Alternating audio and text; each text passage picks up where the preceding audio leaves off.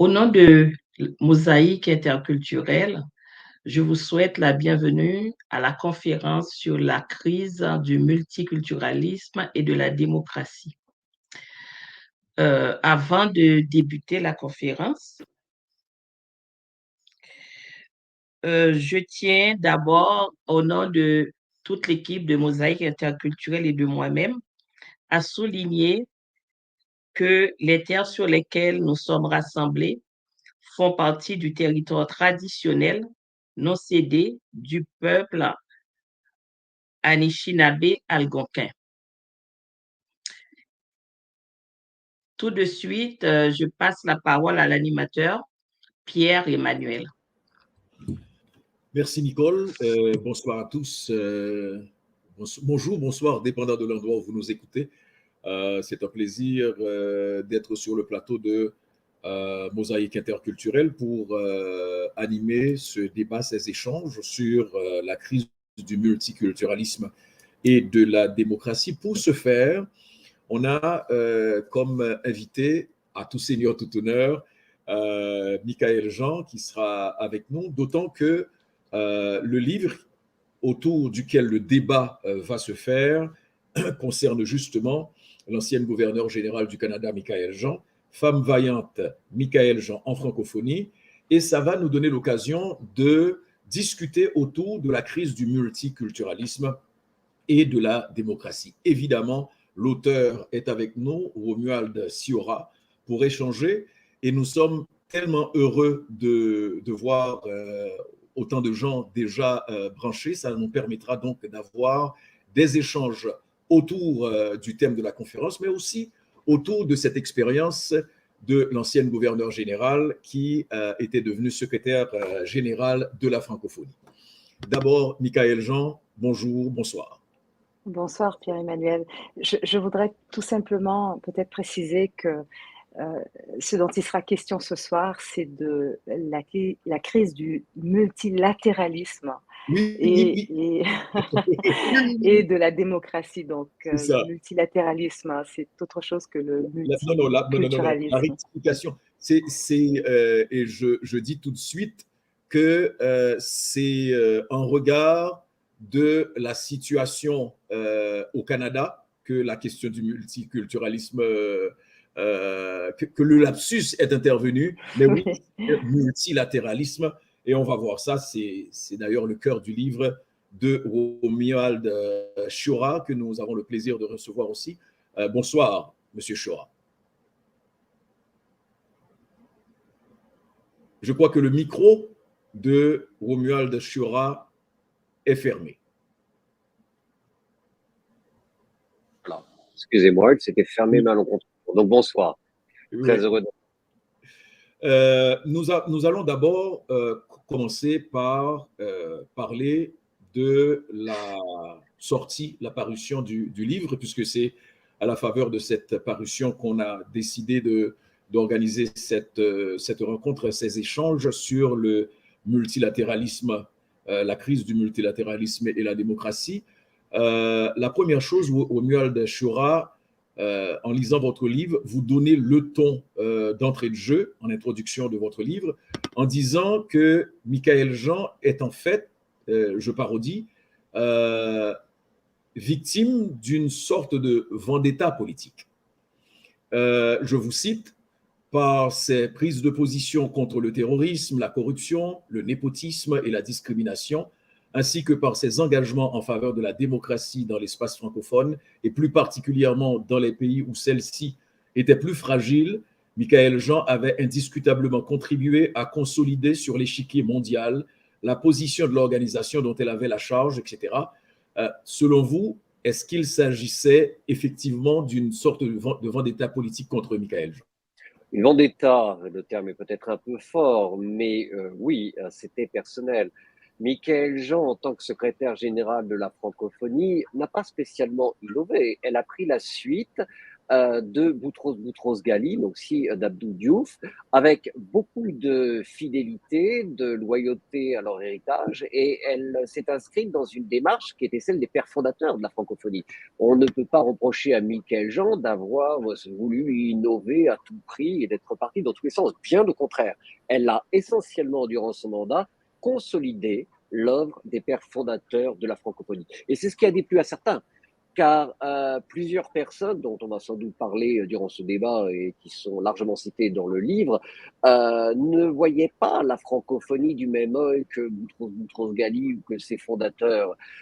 Pour eux, la francophonie, c'était une sorte de super alliance française, avec tout le respect que j'ai pour les alliances françaises, mais c'est différent, et en aucun cas une organisation multilatérale qui devait s'inscrire dans le système multilatéral et œuvrer politiquement sur la scène internationale, bien évidemment, en défendant la promotion de la langue française, mais en sachant que la promotion de celle-ci avait pour objectif de véhiculer des valeurs civilisationnelles qui sont celles de l'ensemble de la francophonie. Et donc, pour cela, d'œuvrer aussi bien que vous l'avez cité, en faveur des droits de l'homme, de la paix, etc., etc., etc. Et cela déplaisait à plusieurs personnes. Donc, au-delà de la personne elle-même, de Michaël Jean, c'est surtout ce qu'elle représentait, la direction dans laquelle elle continuait d'affirmer l'action de la francophonie qui a dérangé et qui a fait que l'objectif a été, permettez-moi d'employer cette expression, mais de la flinguer en plein vol.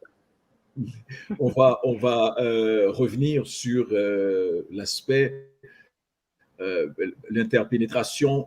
Mais d'abord, je voudrais demander à Madame Jean, vous avez fait, si on veut, les frais finalement, 2 fois plutôt qu'une, de votre désir de changer les choses, dépoussiérer l'ordre établi, si on veut, dans les 2 occasions. D'abord, comme gouverneur général, vous deveniez génote, si on veut, en particulier avec une administration conservatrice, et là on reste très conservateur en le disant de cette manière-là. Ensuite, la francophonie, on a tenté de vous traîner dans la boue. Michaël Jean, êtes-vous blessé au point de ne plus être intéressé à la politique? Au fait, je suis probablement arrivée là où on n'attendait pas nécessairement quelqu'un comme moi. Ça ne me fait aucun doute. C'est-à-dire que dès lors que je suis appelée à servir le Canada, puisque vous y faites référence comme gouverneur général, la première question que je me pose, c'est qu'est-ce qu'on peut faire à partir d'une telle institution? Une institution reconnue pour toute sa dimension cérémoniale, symbolique, ou une institution qui peut, en quelque sorte, le plus possible, hein, même sans pouvoir exécutif, mais avec l'autorité morale qu'il a définie, rassembler, mais autour, je dirais, de questions concrètes et d'enjeux dans la société. Et c'est ce que j'ai cru bon faire, parce que déjà d'emblée, d'arriver à cette fonction, n'étant pas née au Canada, étant une femme et une femme noire, étant arrivée au Canada en situation d'exode, donc réfugiée politique avec mes parents, tout cela pouvait surprendre. Et compte tenu aussi de mes engagements, qui sont des engagements à certains égards militants sur la question des droits, la question des libertés et féministes. Donc, bref, j'arrive là comme une femme d'action, et je mène, je dirais, la fonction de cette manière, c'est-à-dire que j'engage l'institution vraiment sur des sentiers où elle ne s'aventurait pas beaucoup. Mais cela dit, la population le reçoit avec beaucoup d'enthousiasme, parce que ce sont autant de coups de projecteur sur les actions portées par les citoyens, par les organisations de la société civile, sur les enjeux d'intérêt public pour les Canadiens et les Canadiennes, mais je le fais en même temps dans le respect, je dirais, des limites de l'institution, c'est-à-dire de manière non partisane. Mais j'ouvre des espaces de parole, des espaces de dialogue, et je rassemble et je mets en présence à la fois des décideurs et les citoyens. Je le fais avec beaucoup d'énergie. Pour la francophonie, ça a été un peu la même chose, en quelque sorte que, vous savez, contrairement à ce que l'on peut penser, je n'arrive pas là à l'improviste, j'arrive là dans le contexte d'abord de certains encouragements à considérer succéder au président Abdou Diouf à la tête de la francophonie. Et je suis chancelière de l'Université d'Ottawa, je circule en francophonie parce que le mandat qui était le mien était d'engager des ententes interuniversitaires avec des universités de l'espace francophone. Et ce faisant, entre autres en Afrique, beaucoup de chefs d'État me connaissant déjà, puisque comme gouverneur général, mes premières visites d'État s'étaient déployées en Afrique. Et c'était intéressant d'ailleurs pour les Africains de voir cette femme noire, gouverneur général du Canada, chef d'État du Canada, d'origine haïtienne, et ça avait créé quand même un certain enthousiasme sur le continent. Donc, lorsque j'y reviens comme chancelière de l'Université d'Ottawa, les chefs d'État s'intéressent et veulent me revoir et voilà, m'invitent à discuter avec eux et me reçoivent. Donc, très vite, au-delà de la question de l'éducation, se pose celle de Michaël Jean, vous devriez considérer la francophonie. Et moi, ma réponse est toujours et pourquoi donc? Qu'est-ce que vous attendez de la francophonie? Comment voyez-vous la francophonie? Et chemin faisant, je me rends compte que pour beaucoup de chefs d'État africains, il y a ce désir peut-être d'un changement de paradigme et de voir quelqu'un d'autre avec un profil comme le mien, qui est à la fois du Sud et du Nord, qui est d'origine haïtienne mais qui est aussi canadienne, portant un peu je dirais, les enjeux dans cette francophonie qui a un désir finalement d'une approche plus agissante. Et je le sens et j'accepte de me lancer. Et c'est la première fois qu'en francophonie, on aura une campagne, une vraie campagne, avec plusieurs candidats et dont moi-même, seule femme, à considérer vraiment porter candidature pour la fonction. Donc je suis arrivée là avec l'appui des chefs d'État africains. Je suis arrivée en francophonie avec l'appui des chefs d'État africains, qui me le disent d'ailleurs, peu de temps avant même l'ouverture du sommet de Dakar, où la décision sera prise, donc où il y aura une nomination, élection, dites-le comme vous voudrez, mais où le choix s'arrêtera sur l'un des 5 candidats. Je reçois vraiment des signaux très clairs me disant que, bon, en ce qui concerne les chefs d'État, notamment d'Afrique de l'Ouest, leur choix se porterait sur moi. Et lorsque j'essaie de comprendre davantage pourquoi, parce que pour moi c'est important quand même d'interroger et de dire, bon, très bien, j'entends, mais pourquoi donc? Et l'on me dit, parce que vous êtes de l'africanité globale. Et ça, j'ai trouvé ça extraordinaire. J'ai trouvé ça extraordinaire. Donc voilà. Oui, mais je reviendrai, Madame Jean, au fond de ma question. Êtes-vous encore disponible pour un poste quelconque et on reviendra là-dessus. Mais je voudrais demander à Romuald Siora, vous parlez de bilan plus qu'honorable de Michaël Jean. Qu'est-ce qu'il faudrait retenir selon vous? Ce qu'il faudrait retenir, je dirais premièrement une consolidation. Et c'est très important. Nous parlons d'une organisation très jeune, l'Organisation internationale de la francophonie, et essentiellement de son secrétariat général qui n'avait qu'une dizaine d'années. Boutros Ghali a pris ses fonctions à la fin des années 90. Il a fait un mandat. Le président Diouf en a fait 3, donc 12 ans, nous allons dire. Et Michaël Jean arrive à un moment où l'Organisation internationale de la francophonie commence à s'ancrer sérieusement dans le paysage multilatéral et à devenir un acteur sur la scène politique internationale. J'ai bien connu cette période puisque je travaillais pas mal avec Boutros Ghali et rencontré à plusieurs reprises le président Diouf qui avait participé à certains de mes travaux. Donc je connais bien la francophonie, en tout cas le secrétariat général de la francophonie des origines. Et Michaël Jean donc arrive à un moment important, un moment charnière où nous entamons notre entrée dans la crise générale du système multilatéral, de l'ONU, etc. Nous y reviendrons plus tard. Donc, premièrement, une consolidation, ce qui n'était pas gagné d'avance. Plusieurs personnes, beaucoup de monde aurait pu se contenter de faire un travail honnête, de remplir son rôle. Non, elle a œuvré avec force et énergie à consolider cette organisation et en faire un véritable acteur sur la scène politique internationale. Et croyez-moi, ce n'était pas gagné d'avance. Donc ça, c'est, je dirais, le premier, le vrai succès, le plus important sans doute de Michaël Jean. À côté de cela, elle a également ancré définitivement, au moins jusqu'à la fin de son mandat, l'OIF dans une action très visible en faveur des femmes, en faveur des droits et des libertés, et également en faveur de la paix.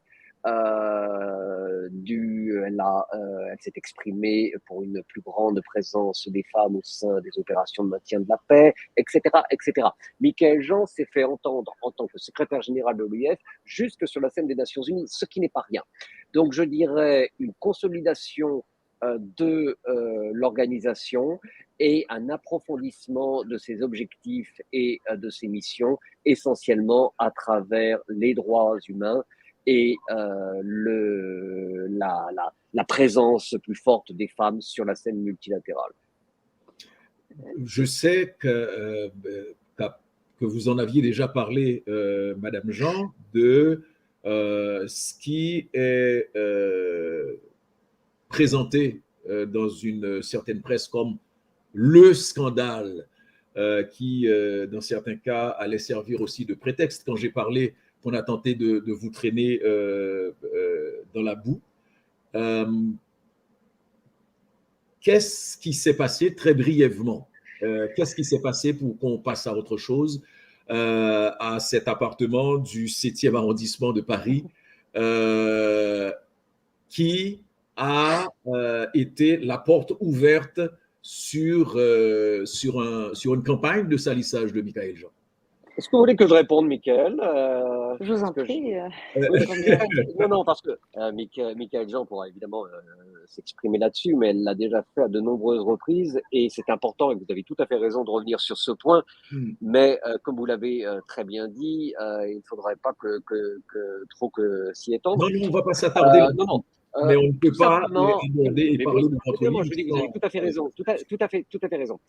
J'ai fait des recherches très sérieuses. J'ai dû faire une vingtaine d'interviews sur ce sujet, bien que ce soit pas le point central du bouquin. Mais comme vous l'avez dit, on ne peut pas passer à côté. Donc, il y a un bon chapitre du livre qui est consacré à ces différents scandales. Alors, il y en a eu plusieurs. Hein. On a accusé son mari de se servir à outrance des voitures, des chauffeurs, etc. Comme je l'ai expliqué dans le bouquin, toute personne qui a connaissance des organisations internationales, des ambassades, sait très bien que très souvent, les chauffeurs ont la gentillesse d'aider les invités, les conjoints des ambassadeurs ou des secrétaires généraux de ces organisations. Ensuite, on lui a reproché de se déplacer avec une assistante et un chef de cabinet. Enfin, des choses mais vraiment absurdes. L'histoire de l'appartement, pour toute personne vraiment intéressée, là, je conseille de lire le bouquin. Michaël Jean a accepté de résider dans un appartement qui était dans un état déplorable. Pourquoi a-t-elle décidé de le faire? Tout simplement pour faire des économies. Parce que cet appartement était à côté du siège de l'OIF, parce que c'est les départements de fonction que l'on lui donnait, et il y avait des travaux qui étaient à prendre en charge, qui ont été pris en charge. Tous les comptes, je crois, sont publics, et croyez-moi, que ce soit la plomberie, que ce soit Michael Jean, et je ne dis pas ça par amitié ou par, a vraiment mériterait une médaille pour avoir accepté de résider dans cet appartement. Donc tous les comptes sont publics. Il y a des tonnes de témoignages plus sérieux les uns que les autres dessus. La secrétaire générale de l'OIF a été victime de la vendetta d'une personne qui faisait partie du secrétariat général de l'OIF au départ du président Diouf et qui, de par l'arrivée de Michael Jean, n'a pas pu rester à son poste. Cette personne a pris plaisir à répandre certaines rumeurs, dont propager ce scandale de l'appartement. Il s'agit vraiment d'une boule puante. Alors, ce qui s'est passé également, c'est qu'en parallèle de cela, comme l'Élysée avait décidé de se débarrasser de Michael Jean à la francophonie pour les raisons que j'ai exposées au début de cet entretien, allons-y. Tous les ennemis potentiels de la secrétaire générale, évidemment, se sont servis de ce pseudo-scandale et les médias en ont fait leur chou gras. Donc voilà, je crois que Michael Jean On peut va, on répondre. va, on va revenir sur Il s'agit vraiment de boules puantes. On va revenir sur le lien entre Macron et l'approche que vous avez sur cette question entre Macron et le président rwandais. Mais je voudrais juste entendre très rapidement Madame Jean sur la question. Alors, écoutez, j'arrive donc à Paris, après avoir été élue fin novembre au sommet de Dakar, secrétaire général de la francophonie, et vraiment avec beaucoup de chefs d'État, notamment africains, souhaitant s'enorgueillir du fait d'avoir porté pour la première fois une femme à la tête de cette organisation. Donc, évidemment, j'arrive dans un contexte où voilà, les mines antipersonnelles sont déjà installées sous mes pas. Le Canada offre d'abriter la secrétaire générale que je suis et vraiment engage une discussion avec l'administrateur à l'époque qui était M. Clément Duhem, qui d'emblée, dès lors donc québécois, qui d'emblée, dès lors qu'une secrétaire générale canadienne arrive à la tête de l'organisation, doit lui se retirer parce qu'on ne peut pas avoir deux Canadiens à la tête de l'organisation. Et il y avait aussi cet équilibre entre le Nord et le Sud. Donc le prochain administrateur se devait d'être une personnalité du Sud et il se trouvera que le choix se portera sur Adam Arwan, ancien ministre de l'Éducation du Mali. Quelqu'un d'ailleurs de remarquable.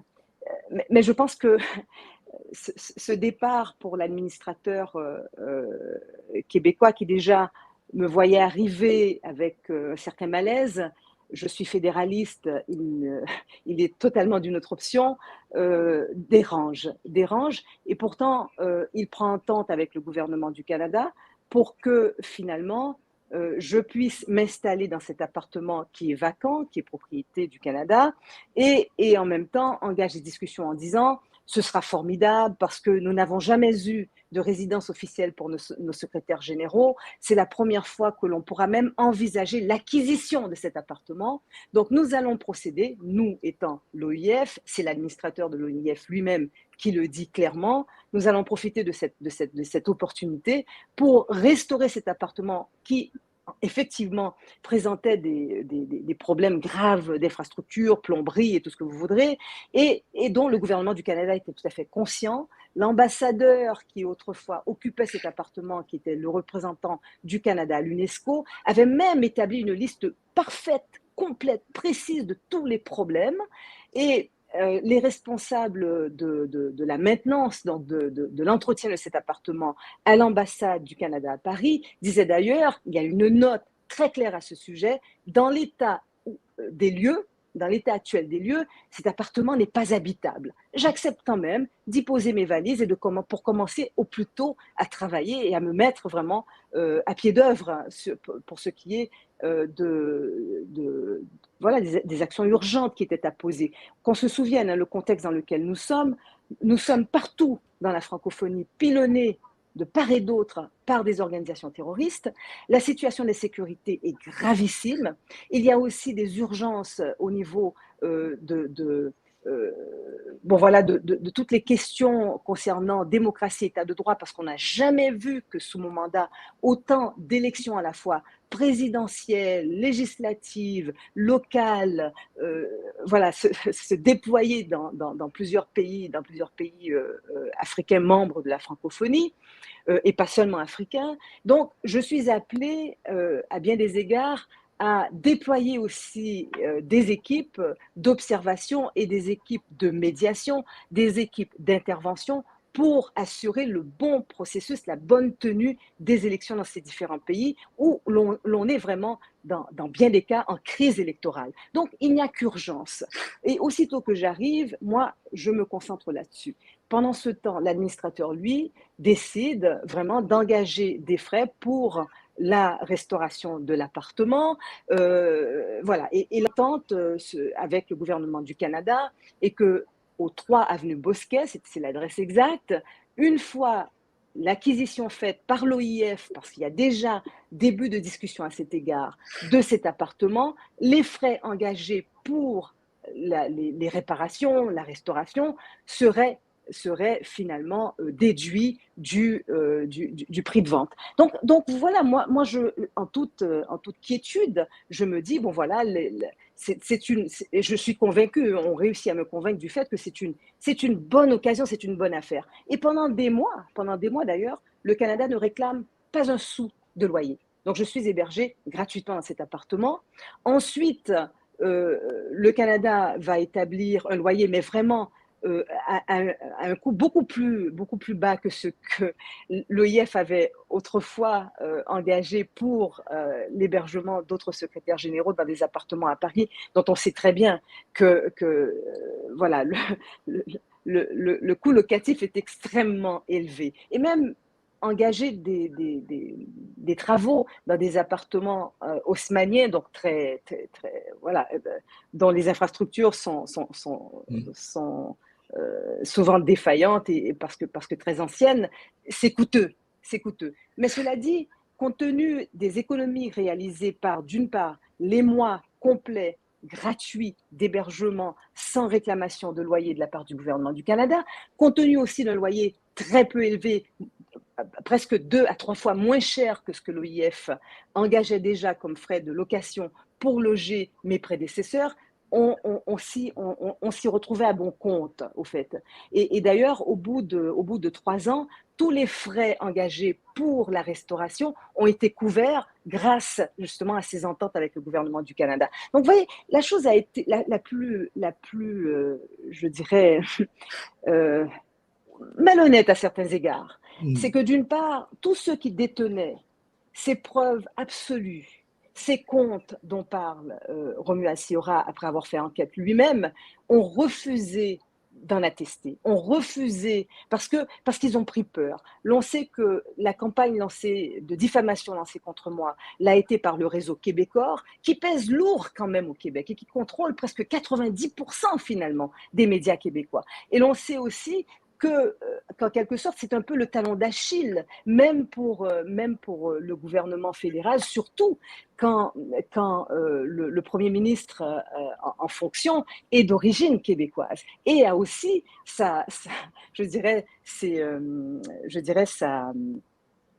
son fief électoral au Québec. Donc, tout le monde fait silence, on ne parle pas des faits, on ne livre pas les données claires pouvant finalement expliquer clairement l'entente et la chose et ce qui s'est passé, et on m'attribue toutes les dépenses en disant voilà des frais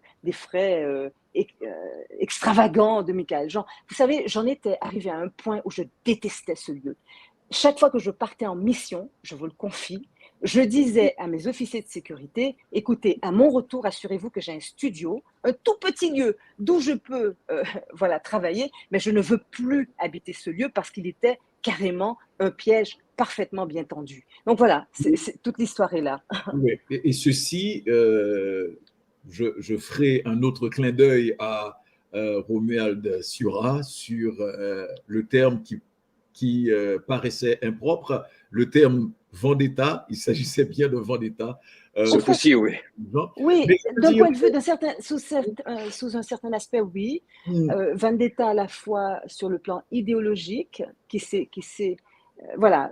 Il fallait m'abattre. Et ce sont les mêmes, et ceux qui ont porté cela sont les mêmes qui m'ont fait un sort aussi quand j'étais gouverneur général. Parce que vous revenez sur un élément de presse important qu'on retrouve à la fois après votre nomination comme gouverneur général que dans ce scandale.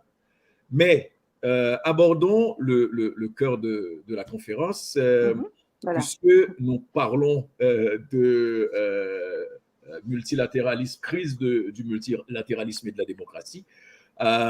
Vous parlez, Romuald Siura, de deal politique. Pour faire un court, un détour, vous parlez de deal politique clairement entre Emmanuel Macron, le président français, et Paul Kagame. Est-ce qu'il y avait des enjeux à ce point importants pour que Macron, par exemple, à qui vous donnez une responsabilité essentielle, qui pouvait participer à cette dynamique de changement et tirer profit de ce changement que Michaël Jean pouvait apporter au sein de la francophonie, qu'est-ce qu'il y avait comme enjeu à ce point important pour qu'il délaisse cette perspective que vous décrivez comme intéressante et y aller avec un deal politique avec Paul Kagame pour chavirer Michaël Jean? Bon, tout d'abord, je pense que, non, je ne pense pas, je suis certain, Emmanuel Macron n'a jamais eu un grand intérêt pour la francophonie et encore moins pour l'Organisation internationale de la francophonie, ce qui n'est pas toujours la même chose. Comme je le disais au départ, pour lui, il s'agit avec la francophonie de promouvoir la langue française, un point c'est tout. Il ne l'a jamais vu comme un instrument multilatéral au service d'idées et de valeurs civilisationnelles qui sont celles de la francophonie. Donc, à partir de ce moment-là, il ne voit pas trop l'intérêt de cette organisation. Comme Emmanuel Macron souhaitait un rapprochement de la France avec l'Afrique de l'Est, essentiellement anglophone, et voir la France, entre guillemets, s'y implanter, essayer de traiter avec le Rwanda lui paraissait être la porte d'entrée adéquate. Donc, pour lui, avoir instauré des relations normales, entre guillemets, entre Paul Kagame, le Rwanda et Paris était un objectif pour lequel il était prêt à payer le prix. Alors pourquoi Emmanuel Macron souhaitait absolument avoir un pied au Rwanda? Pour différentes raisons, des raisons stratégiques, des raisons diplomatiques, des raisons économiques, on pourrait en parler pendant un moment, et je pense qu'il n'a pas tort. Je pense qu'il est très important que la France puisse collaborer également avec de grandes nations de l'Afrique de l'Ouest. Je trouve ça très bien, et un rapprochement avec le Rwanda, pourquoi pas? C'était une très bonne chose. Reconnaître les erreurs de la France dans les tragédies des années 90, c'est également une très bonne chose. Je ne critique pas Emmanuel Macron dans sa démarche d'aller vers Paul Kagame. Au contraire, je pense que c'était une bonne chose. Ce que je critique, c'est que pour cela, il a décidé de sacrifier la francophonie en l'apportant sur un plateau d'argent à Paul Kagame. Et pourquoi je parle de sacrifice? Tout simplement parce que Louise Mushikiwabo, l'actuelle secrétaire générale de la francophonie, est une femme intelligente, qui a fait ses preuves en politique et qui a toutes les qualités, j'en suis certain, pour diriger une organisation internationale. Ce n'est pas un problème de personne. C'est un problème lié à la francophonie. Je ne pense pas, comme de très nombreuses personnes en France et ailleurs, que l'ancienne ministre des Affaires étrangères du Rwanda, d'un pays qui peut être très critiqué dans le domaine des droits de l'homme, qui est un pays essentiellement anglophone, qui ne s'est jamais véritablement investi dans la francophonie, je ne pense pas que la ministre des Affaires étrangères du Rwanda quelle qu'elle soit la personne adéquate pour occuper le poste de secrétaire général de la francophonie. Donc, une fois de plus, il ne s'agit pas d'un problème de personne, il ne s'agit pas de Louise Mushiki-Wabo. Je pense tout simplement que ce poste, s'il ne devait pas, pour une raison ou une autre, échoir à Michaël Jean à partir de 2018, aurait pu échoir à une autre personnalité. Simplement, Emmanuel Macron, pour les raisons dont nous venons de parler, a choisi d'offrir la francophonie comme cadeau et signe d'amitié à Paul Kagame, qui lui-même en avait été au départ, comme je le raconte très bien dans le bouquin, le premier étonné. Et cela, c'est au détriment d'une organisation qui faisait ses preuves sur la scène multilatérale. Et à un moment, puisque vous reveniez sur la crise du multilatéralisme, et à un moment où le système multilatéral dans son ensemble est en pleine crise, car les valeurs issues de la Seconde Guerre mondiale, qui sont les valeurs de la démocratie libérale, les valeurs du multilatéralisme avec la création de l'Organisation des Nations Unies, etc., elles-mêmes valeurs issues des révolutions françaises et américaines, sont aujourd'hui en plein déclin. On le voit bien, les populations, que ce soit en Amérique du Nord, en Europe ou dans d'autres pays, se détournent de plus en plus des élections, de la démocratie, ne voient plus vraiment l'intérêt, semblent séduits par des régimes de plus en plus autoritaires et se détournent totalement des organisations multilatérales. Un dernier mot quant à Emmanuel Macron et à son attachement pour les organisations multilatérales dont il se prétend le chantre. Il y a beaucoup d'hypocrisie. Je citerai en exemple la dernière Assemblée générale des Nations Unies. Depuis 2000, le sommet du millénaire, le président français se déplace chaque année pour l'Assemblée générale des Nations Unies. C'est quelque chose de très important pour la présidence française.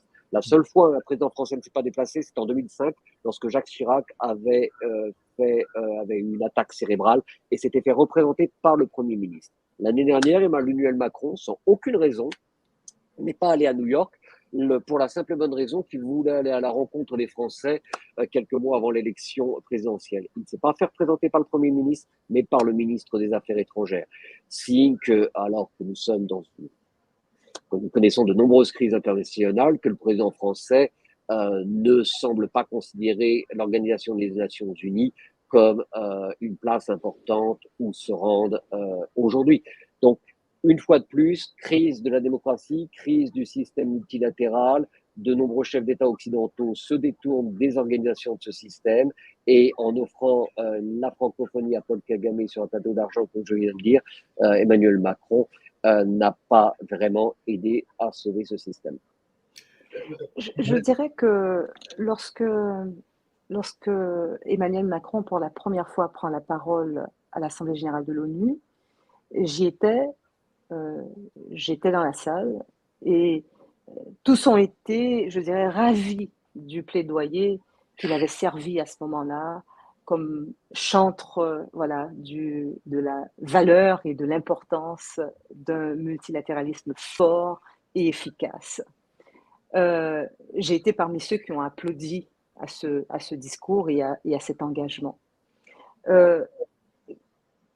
D'autant plus que je suis moi-même aussi partisane d'un multilatéralisme fort et efficace, et j'ai voulu faire de l'Organisation internationale de la francophonie un maillon sûr de cette chaîne d'organisations intergouvernementales, d'organisations internationales dans l'action, face aux urgences du moment. Lesquelles? Urgence au niveau de la sécurité, urgence au niveau du développement, urgence face à des crises majeures comme la crise migratoire, urgence face aussi à l'érosion et les menaces qui pesaient dans combien de parties du monde sur le plan finalement du respect de l'état de droit, du respect de la démocratie, du respect de l'ordre constitutionnel. Et je dois dire qu'avec toutes les élections en marche dans l'espace francophone, n'oubliez pas, hein, la francophonie rassemble 88 États et gouvernements. Donc, en quelque sorte, des 5 continents. Donc, en quelque sorte, la francophonie pèse aussi de tout son poids au sein des Nations Unies, quand vous y pensez. Donc, moi, j'ai voulu, en quelque sorte, contrairement, je dirais, à mon prédécesseur, et davantage dans l'axe engagé par Boutros Boutros-Ghali avant lui, j'ai voulu ramener l'OIF au cœur de l'espace latérale. C'est-à-dire en engageant, oui, des rassemblements, même à l'occasion de l'Assemblée générale de l'ONU, sur des questions d'urgence au niveau de la sécurité. Combien de réunions spéciales nous avons faites, par exemple, sur la situation en République centrafricaine, ou encore sur la situation dans la République démocratique du Congo, et un peu partout, quoi, où le feu prenait, où vraiment la crise électorale était flagrante. Combien de missions j'ai engagées, mais en alliance aussi, et en lien étroit avec celle des Nations Unies, avec celle de l'Union africaine, pour justement arriver à Mais vous des avez, opérations et des actions de médiation dans le cadre de ces crises, et pour sauver des vies également. Parce qu'il faut mais, savoir que la violence s'immisçait aussi au cœur de ces crises, électorales. Et combien de fois aussi, avec nos textes de référence à la francophonie, nous nous sommes vraiment engagés et avec des envoyés spéciaux chevronnés pour s'assurer du respect de la Constitution. Parce que la tendance était très claire de tous ces chefs d'État voulant en quelque sorte mais modifier la Constitution pour pouvoir rester au pouvoir. Donc vous voyez, moi je me suis dit, voilà, quelle belle occasion avec Emmanuel très Macron vite, faisant voilà, très les vite, louanges et se prononçant en Michael Jean, faveur du très vite, multilatéralisme, que je voyais vraiment en lui un allié, d'autant plus que avec je demanderais, le président Hollande, on avait fort de bien bloquer les travaillé à cet micros. égard. Pardon. Oui. Très vite, Michael Jean, je voulais justement vous demander, vous dites que les chefs d'État africains voulaient de vous quand vous êtes Oui. arrivé, les populations aussi, il Mhm. y avait un certain enthousiasme, etc. Comment expliquer qu'à un certain moment, vous avez été lâché, vous avez été dynamique, Oui. etc., mais que vous avez été lâché parce que c'est pour mieux comprendre cette prédominance de la France encore en Afrique, malgré les discours. Voilà. Donc, et comment vous expliquez ça très vite? C'est-à-dire que j'ai vécu et j'ai vu de près cette situation où finalement ces jeunes républiques africaines, récemment sorties de l'époque coloniale, donc récemment sorties de l'émancipation, de la décolonisation, encore sous influence, encore sous forte influence française. Vous savez, c'était presque malaisé et triste pour moi de voir ce spectacle où, d'une part, ces chefs d'État africains, donc, qui sont, je dirais, majoritaires en quelque sorte au sein de la francophonie, par le nombre d'États africains faisant partie de l'organisation, en membres à part entière, ne voulant pas d'élection, voyant, selon les termes de la charte, combien il allait de soi, en quelque sorte, qu'après un premier mandat, compte tenu aussi de tout ce qui a été engagé comme programme, la création, par exemple, d'une francophonie économique, vraiment des programmes sérieux, solides, parce que la question du développement et la question sécuritaire étaient primordiales. Il n'y a pas de développement possible et durable et viable sans sécurité, sans stabilité. Donc c'est là-dessus que nous avons beaucoup travaillé. Nous avons travaillé aussi sur le renforcement des capacités, en mettant en place, entre autres, voilà, un institut francophone pour l'éducation, la formation professionnelle, technique et technologique. C'était extraordinaire, je veux dire. Quand je pense à tout ce qui a été réalisé, mis en chantier durant mon mandat, je veux dire, voilà, je n'ai pas du tout à en rougir, au contraire, je peux m'enorgueillir de ce qui a été fait. Donc, et voilà qu'Emmanuel Macron, lui, décide que de cette francophonie-là, il n'en veut pas. Il pose la question, il vient même à Montréal lors de la réunion du G7, il se rend à Montréal, il fait des déclarations en disant, mais qu'est-ce que la francophonie? Pourquoi est-ce que la francophonie s'intéresse de questions de sécurité, de développement, de politique, alors que la francophonie n'est politique? Les pères fondateurs de la francophonie l'ont voulu politique dès le départ, parce qu'ils devaient créer des États indépendants. Ils devaient créer vraiment et mettre en place des institutions. Ils voulaient vraiment un enchâssement et une architecture vraiment solide des institutions dans ces nouvelles républiques sorties de la colonisation. Et lui, pas du tout. Il ramène la francophonie à l'état, je dirais, 100 ans en arrière. Il décide, il le dit haut et fort, la francophonie ne doit être là que pour une chose, la défense de la langue française. Or, la francophonie n'est pas une alliance française. Alors, vous voyez?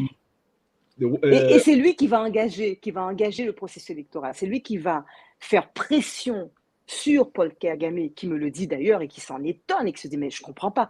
Il ne faut pas oublier, Paul Kagame n'est pas francophone. Paul Kagame n'est jamais venu au sommet de la francophonie, n'étant pas capable de s'adresser en français. Le Rwanda ne payait pas ses cotisations à l'OIF. Hein, donc ça, il faut le savoir. Il était totalement désintéressé. On ne voyait Mme Mushikiwabo, ministre des Affaires étrangères et Sherpa à la francophonie pour le Rwanda qu'au moment des sommets et très effacés. Le Rwanda ne s'intéressait absolument pas à la francophonie. Et voilà que pression faite par des émissaires envoyés par l'Élysée, sous Emmanuel Macron, demande et force la main en disant, écoutez, ça nous permettra en même temps de régler certains différends. Bon, bien sûr, tout pays je veux dire, ces deux pays devaient en quelque sorte, c'est une bonne chose, rétablir et régler, faire acte de vérité face à ce qui s'est passé lors du génocide au Rwanda. Mais ce qui a été étonnant, c'est d'offrir ainsi la francophonie à un pays, qui a déjà fait passer toutes ses institutions à l'anglais, y compris l'éducation, qui se détache totalement de la francophonie et par confort pour le chef de l'État qui ne parle pas français et qui a une dent aussi, qui a un grief contre la France profond. Donc, ils décident d'établir un pacte. Et d'ailleurs, dès lors qu'ils ont établi ce pacte, un non-lieu a été prononcé par la justice française, qui se devrait pourtant d'être indépendante, n'est-ce pas? Un non-lieu a été prononcé face aux poursuites des familles, des membres d'équipage à bord de l'avion transportant le président Habyarimana, ancien président du Rwanda, qui a été abattu. Et dès lors, les familles veulent que la lumière soit faite sur les circonstances, et ça restait, et c'est la justice française qui poursuivait le Rwanda et qui demandait que le Rwanda se présente et réponde des accusations portées par les familles. Donc vous voyez, il y a quelque chose qui... Et en même temps, la France perdant pied en Afrique francophone, sur le plan de son influence, sur le plan des contrats, parce que les chefs d'État africains décident de diversifier leurs partenaires, de ne plus faire affaire strictement qu'avec la France, ce qui est totalement légitime. Donc il se dit, avec Paul Kagame, c'est l'ouverture vers un marché en Afrique anglophone. Donc voilà, voyez comment le jeu d'intérêt s'installe, et c'est comme ça qu'arrive la candidature de Mme Mushikiwabo. On va donner aussi la possibilité aux gens qui participent avec nous, qui assistent à ces échanges, au moins de poser une ou deux questions. Mais juste avant, je vais revenir sur ce qui semble être essentiel à travers des faits pour Romuald Siora, c'est-à-dire qu'il y a là l'occasion concrètement de poser une problématique, la problématique de l'avenir à la fois du multilatéralisme, mais au-delà du multilatéralisme, il y a comme une remise en question de la démocratie dans l'attitude par rapport à la francophonie, mais aussi plus largement dans le comportement sur l'intérêt d'un continent, de tout un continent. Oui, tout à fait. Vous avez parfaitement résumé la situation. Si on parle du continent africain, et pour être tout à fait prosaïque, je pense que le président Macron a un regard anachronique sur ce continent, un regard non pas colonialiste, mais post-colonialiste ou post-post-colonialiste, pour ne pas être méchant. Mais Emmanuel Macron, vous savez, comme je le dis, ce livre est un petit pamphlet. C'est un livre que j'ai décidé d'écrire après avoir rencontré Michaël Jean, parce que je pense que ce qui s'est passé en 2018 est représentatif de ce qui malheureusement tue le système multilatéral et les valeurs civilisationnelles qui sont les nôtres. D'où l'intérêt pour moi d'avoir écrit ce petit pamphlet. Donc, il est écrit sur un ton voltairien, c'est-à-dire plein d'humour, etc. Et donc, je me moque parfois d'Emmanuel Macron d'une façon un petit peu méchante. Mais donc, comme je le dis avec humour dans le bouquin, Emmanuel Macron n'est pas un jeune. C'est un banquier de province des années 60 au faux air de Kennedy, qui est vraiment ancré dans le conservatisme. Donc, sa vision du continent africain est empreinte de paternalisme. D'où ce traitement de la francophonie et cette vision qu'il a de la francophonie. Et donc, son action à travers cette organisation a évidemment des répercussions sur l'ensemble du système multilatéral. Mais il n'est pas le seul. Sans comparer Macron et Trump, ce sont deux personnes totalement différentes, mais qui tous deux se détournent du système multilatéral. Alors, l'une de ces personnes, Emmanuel Macron, s'en prétend l'un des chantres, mais comme on l'a démontré, il y a beaucoup d'hypocrisie dans cette posture. L'autre, Donald Trump, mes deux présidents, puisque je vis aux États-Unis, je suis franco-américain, donc je suis ça très près. Donald Trump, au moins, lui, le fait avec franchise. Mais deux grandes puissances occidentales, aujourd'hui, se détournent de plus en plus du système multilatéral et des valeurs qu'il représente. Donc oui, ceci est emblématique d'une crise civilisationnelle sans précédent que connaît l'Occident et le monde à travers cela, ou toutes les jeunes nations qui essayent de s'ancrer dans une démarche démocratique. Nous avons, comme je l'ai dit, des gens qui participent avec nous à ces échanges autour du multilatéralisme, la crise du multilatéralisme et de la démocratie. Quelqu'un que j'aurais aimé entendre, c'est l'éditeur du livre de Romuald Sciorra, Franz Voltaire. Bonjour et bonsoir tout le monde. D'abord, ça a été un énorme plaisir de publier ce livre. Moi, je ne connaissais pas Romuald, je connaissais certainement Michaël depuis très longtemps, mais je ne connaissais pas du tout Romuald. J'ai lu ce petit livre avec plaisir et je crois qu'en fait, ce petit livre pose un certain nombre de questions. Tout à l'heure, on a soulevé la question de l'élection de la successeur de Madame Jean au secrétariat. On a soulevé la question d'une vendetta, mais d'une vendetta qu'on voit venir dès sa nomination comme gouverneur général. Il y a un problème, il y a des questions légitimes, certes, de ceux qui au Québec étaient contre ou sont encore contre le poste de gouverneur général, et ça c'est légitime, mais la question est devenue très personnelle. Ça a été, je dirais, on a ciblé Madame Jean parce que je crois d'une part, parce qu'elle était d'origine haïtienne, qu'elle est noire, et donc que pour beaucoup, qu'elle n'avait pas à occuper cette place. Quoique c'est ce qu'il y a plus profondément derrière cette question, et les gens ont continué, parce qu'effectivement, pour beaucoup, après son mandat comme gouverneur général, le fait qu'elle soit nommée à la francophonie venait, surtout, je crois, au Québec, interpeller un certain nombre d'intellectuels québécois qui sont sur des postures identitaires autour de cette question. Mais quant à la question de la francophonie, je crois qu'il y a, Sciorra l'a bien signalé, quant à la trajectoire même d'Emmanuel Macron, c'est-à-dire d'abord une forme d'autoritarisme dans sa gestion de la chose publique. On l'a vu en France et on a vu le problème avec les élections récentes, élections législatives. Je crois profondément qu'il y avait d'une part la nécessité pour Emmanuel Macron de mettre derrière lui ces accusations qui étaient portées contre la France, dont la responsabilité dans le génocide, dans sa responsabilité dans la gestion de la crise rwandaise, et donc que c'était plus facile pour lui de dire, bon, écoutez, on va sacrifier, pour reprendre les termes du général de Gaulle, ce machin. La francophonie était une sorte de gros machin dont il héritait en partie par le poids de la France dans le système, dans ce système.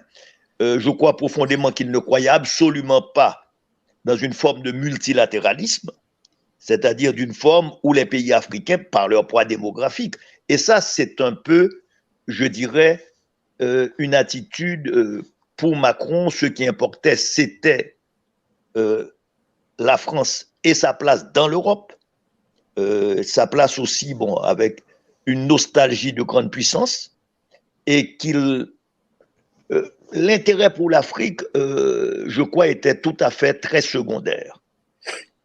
Et en ce sens, il a sous-estimé ce que ça pouvait être pour le futur. Je dirais même le poids démographique dans le rôle que peut jouer la langue française. C'est-à-dire... Je sais qu'il faut... Et ça... non, parce que... Je sais qu'il faut, parce que... ok, ok. Non, je veux juste m'arrêter là. Je veux dire, bon, pour moi, la publication du livre était importante parce qu'elle ouvrait ce livre ouvrait un débat. Et je crois qu'il faut continuer le débat. Et comme l'a souligné Tchora, c'est écrit certainement avec beaucoup d'ironie et il est très facile d'accès. Le livre sera disponible à la fois sur Amazon, à la fois sur différentes plateformes et à la fois lors d'une journée du livre haïtien le 20 août et plus tard au Salon du livre de Montréal. On a déjà fait une petite présentation au mois d'avril. Donc, on peut toujours le trouver un peu partout et il sera aussi édité en France. À partir du 27 juin, les gens peuvent aussi se procurer le bouquin à partir du site de Mosaïque Interculturelle. Ce que je voulais souligner, puisque de toute façon, on est à la fin de nos échanges, Franz Voltaire l'a abordé très rapidement comme mise en perspective de débat que le livre devrait pouvoir provoquer. C'est le début de quelque chose. Qu'est-ce que vous avez voulu vraiment, Romuald Siora, quand vous avez publié ce livre, en dehors de rétablir la vérité par rapport à ce que moi je considère comme une injustice par rapport à Michaël Jean, ce que j'appelle le scandale de la plomberie, en dehors de ça, c'était quoi la perspective pour vous publier ce livre? C'était remettre un petit peu les choses à leur place. Et vous savez, j'ai écrit de nombreux bouquins sur l'ONU, sur spécialistes des relations internationales, multilatéralisme, etc., des livres très sérieux, académiques, universitaires. Et j'ai eu envie d'écrire un petit pamphlet, je le répète, sur un ton voltairien, quelque chose accessible à tous, amusant, léger, mais néanmoins très sérieux. Et comme le disait Franz Voltaire, posant des questions qui nous concernent tous.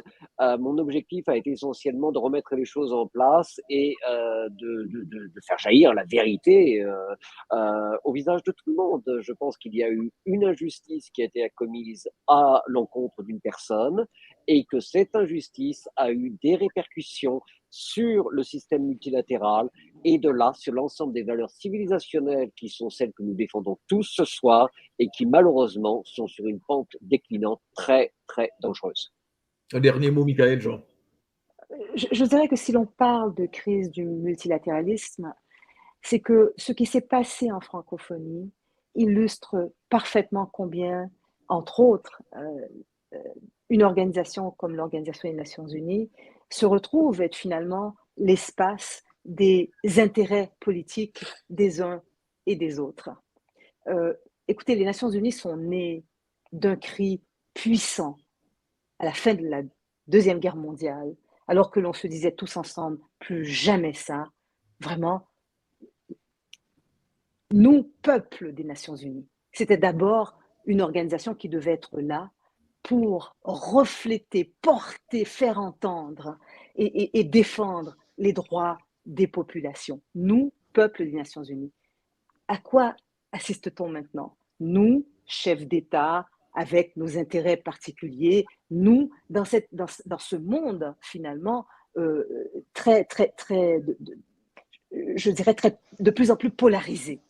On le voit même avec cette crise de l'invasion russe et de la guerre déclenchée en Ukraine, à quel point ce monde est de plus en plus polarisé, à quel point les Nations Unies, en quelque sorte, sont totalement dépassées en situation, et surtout en situation d'incapacité totale et une situation d'impuissance, où finalement la diplomatie connaît une érosion profonde et la force de la diplomatie.